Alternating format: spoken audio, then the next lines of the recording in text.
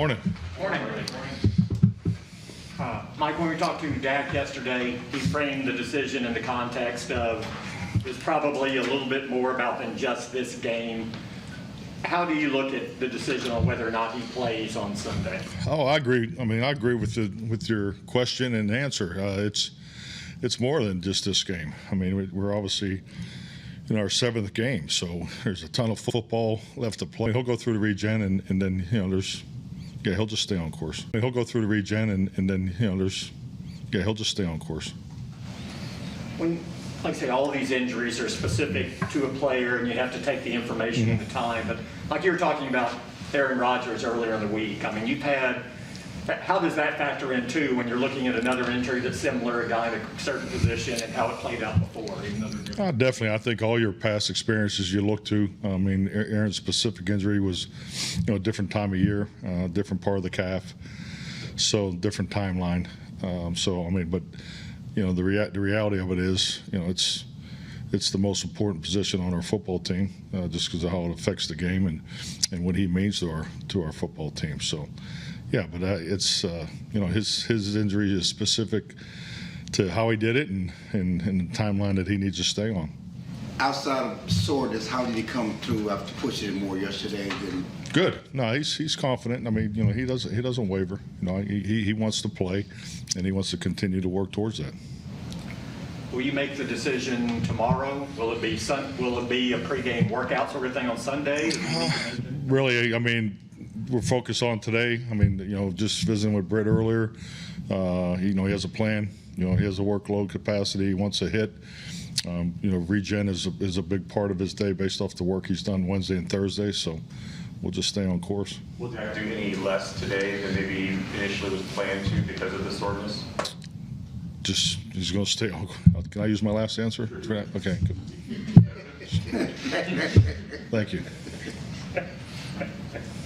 You got Cooper and Will Greer. How they look this week in practice, especially if you don't have Dak on Sunday? I think Cooper's had a really good week. Will's taken a lot more snaps, so it's been good for Will to get all the look teams reps. So Will took all the young guy reps yesterday in the extended work. So, but yeah, I think both those guys. Hey, anytime you get reps as a quarterback, it's a good day. So, but I think Cooper's done a nice job. I think any time you play indoors or whatever surface you're playing on, the norm would be to practice on that surface on Saturday. But the fact that we've been inside 2 days, the goal is to get outside tomorrow. How hard is this? We talked about the crowd noise there, and he's naturally going to have Dak. So how has Cooper and Will handle that this week in practice? Well, I mean, the silent count, you remember you have walkthroughs and all that are going on. Actually, the offense and defense just completed one. So, I mean, you're working that all the time. We do the pre-practice, extension of the quarterback center exchange with the whole line on Thursday. So, we're emphasizing it, and, it's part of our normal process. Micah talked yesterday about feeling like he had been in a mental slump going into the bye week. How often do you see that with rookies, and what's the key to fighting that? Well, I mean, you got to remember, Micah didn't play last year, so you got to be conscientious of that. Any rookie that goes into his first NFL season, I mean, it's just a long year. I mean, it's a lot longer. You start earlier, so, but it's something that you keep your eye on individually, but it's also part of why we do as many of the young player meetings as we can, just to make sure we're giving them the extra work, answering the questions that they may not be getting answered in the larger meetings. But yeah, so I mean it's tough for the rookies just because it's the first time through, and I think everybody, even especially the rookies, enjoyed the break last week. If indeed Sunday would be Cooper Rush's first NFL start, how do you evaluate his readiness? Based on what you've seen? He'll be ready to go. I mean, if he's up, he'll be ready to go. Yeah. We still got some time. Yeah.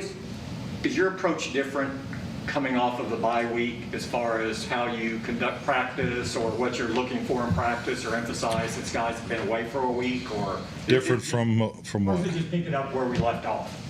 Oh no, I think I think anytime you have, I know anytime you have a period of time off as a team, there's a transition back into the full workload that you have to take the team through. So I mean, and that's all calculated into the weight workouts. On Monday, how you practice them. I mean, the practice on Monday is one that I've learned over time. You have to be very, very careful with, because your players are at a little higher risk for fatigue injuries and things like that. Because so much of what we do as a team is we train together. Everything's calculated. Everything's evaluated. So you have a really good feel you're on top of where they are, but and then he goes 7 days away, and the guys, we had a lot of players here throughout the week off. I mean, all the way through Sunday. I saw guys in here on Sunday. So guys, they all stayed on their individual workouts. We're in here in the mornings. The mornings were really busy in here, but they're not all training together. So there's my point is there's variance in that 7 days. So you just got to be smart transitioning back into a full workload. What does it say about Micah when he said he shows up here at 5 o'clock in the morning, well 5:30 in the morning instead of 7, because he wanted to get here early. He wanted to improve upon his game. Yeah, he's doing all the little things. I mean, he's learning to be a pro. He didn't show up that way, so I mean, he's working through it, and very impressed with his growth. He has the individual meetings with Dan Quinn. That's very beneficial. We've asked a lot of him. Especially playing the different positions and the back and forth of it. The communication responsibility that he was also put on his plate. So he's handled everything very well. So the fact of the matter is, he knows he needs the extra time to one-on-one, meetings and so forth. Speaks to his work ethic. One thing Dak was saying yesterday, he thought that the calf might be related to the ankle injury that he suffered last year. Has the medical people said there's any kind of connection between the two? I mean, that's something that obviously Dak would know best, and Britt and those guys. But I mean, it's an injury that we're dealing with, and I think like any time a player comes off of a major injury, particularly to joint injuries, that first year he's going to have to go through things that he probably hasn't experienced before. Offensive line, are you settled on that, or are you still trying to make a decision on Lyle for Sunday? We're working. This is the plan that we talked about, back on Wednesday. So that's the plan we're working through, and that's the way we'll rep them today. With Gallup, is there a chance he could go this week, or is this a gradual build-up? We'll see. I mean, his goal is to get a full week's work in, and so far so good. I think Michael's looked good out there. When you think about the success y'all have had this year, the neutral mindset that you've been trying to maintain, how different does this trip to Minnesota feel than last year when you're going and bringing watermelons to Smash? Well, this will be a totally different environment that we're playing in. So I mean, that's part of it. I think they're playing, they're playing better than, well, I thought they're playing, they were playing pretty darn good when we went up there last year too. So this will be a different challenge. I mean, it always is year to year, but just the environment that we're playing in will be totally different. So this will be a big challenge. Did you leave some watermelons at the hotel last year for this trip, or? I don't think watermelons last that long.